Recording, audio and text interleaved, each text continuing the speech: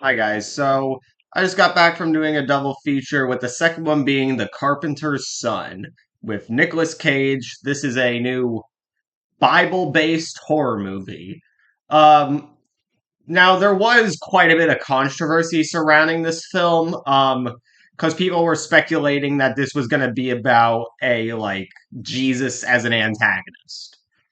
And I'm gonna go and debunk for you that the movie is not that per se.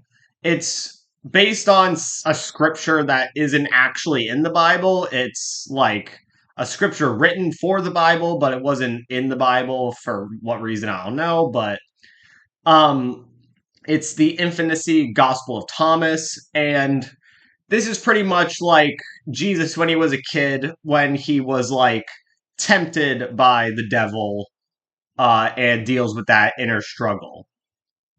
So, this movie, yeah, personally, I'm not a religious person, so I'm not offended by it personally, but I would say if they decide to make a straight Jesus as an antagonist, I think that I consider that disrespectful because you should still fall into the footprints of the source material.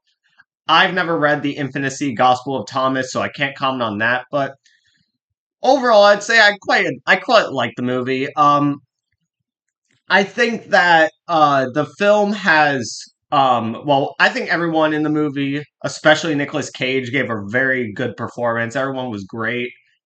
And the movie also has a cool atmosphere, and it's really dreary at times. But I really like the atmosphere, and I feel like the film also had some really creepy visuals as well. That yeah, it had some pretty creepy visuals in it, and yeah, like I said, the acting, the atmosphere, and the visuals, those were all really good to me. And I feel like the film also had a something I wasn't expecting from this movie. It actually had a pretty solid message.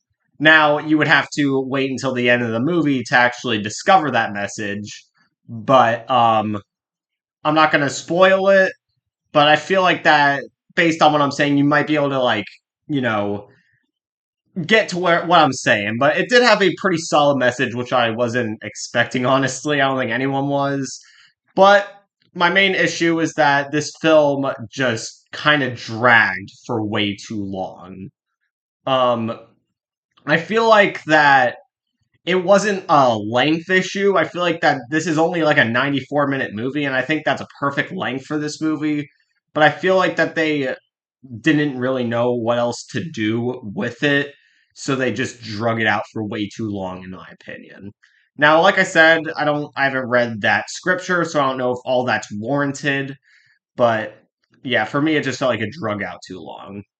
But overall, I did like it, and I think that if you're a fan of supernatural, psychological horror, or if you want to see a biblical scripture adaptation, I'd say it's worth a watch. And it's not the kind of movie that everyone was speculating it to be.